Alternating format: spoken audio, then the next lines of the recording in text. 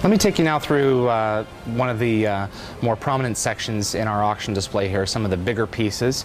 The one right in front of me is the Ark of Truth. This was introduced in the Stargate SG-1 DVD movie, the Ark of Truth. Wood, plastic, metal. This thing is made of just about everything. Beautiful craftsmanship. These are pressable buttons here, and this jewel on the top, actually on the inside, it's just a great item. This crystal here, this was the device that, well, it's basically the solution in the box. It's the reason that the Ori were defeated, and it was created for the DVD film. Behind me, one of, or a couple actually, of my favorite pieces here, you've got the Hero 0-point module and its container from The Siege Part 3, Season 2 of Stargate Atlantis.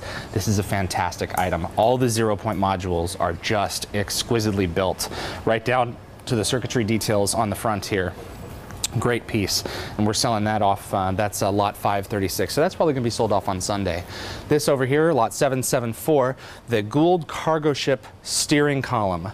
This was used for the cargo ships and Alkesh as well. It's got the bug eyes thing going on, man. Several different lights. This thing has like 4 plugs because each one of them controls a different light for this. Beautiful globe design.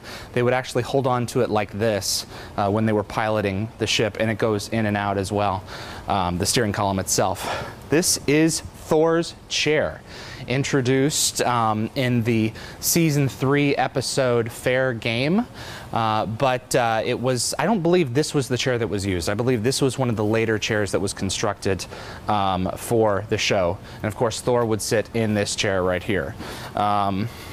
Over here we have the cargo ship self-destruct device. This was the one that was actually used in the Season 3 episode Dead Man Switch for a couple of seasons. This was the one that was in use here.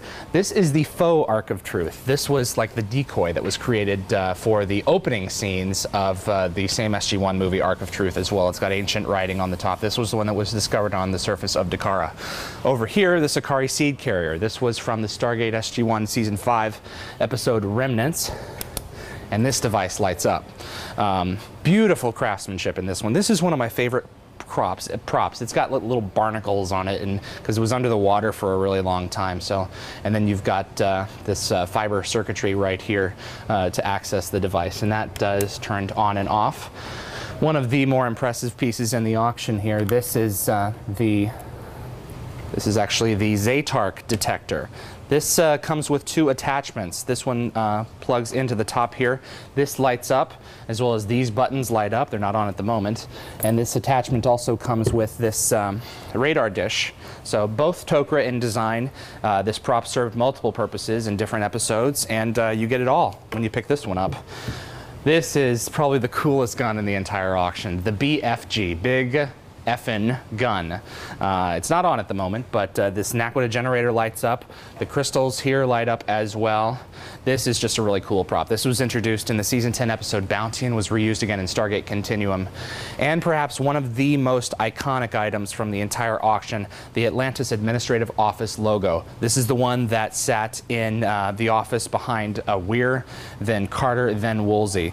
This is MDF creation, extremely exquisitely built. All these little details here, just a fantastic piece, and I hope it goes to someone really special. That's just this middle section here. There's a lot to cover. I hope you have a chance to come down and check us out.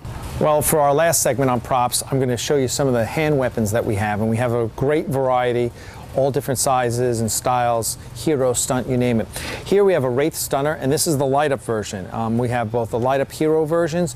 We also have some rubber stunt versions, some foam stunt versions that are even lighter. We have a distressed one, which on one side looks good, on the other side looks distressed.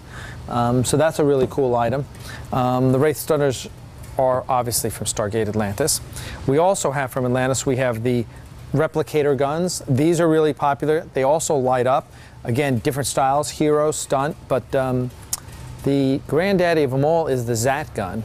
And we have, in this auction, we have 2 of the fully working ones. They work on air pressure. There's a place for an air tube back here. And when they get a little jolt of air, they fully extend like this. These were later replaced and replaced with units that had servos in them, so they were electric. They worked on a battery. But these are the first Hero versions.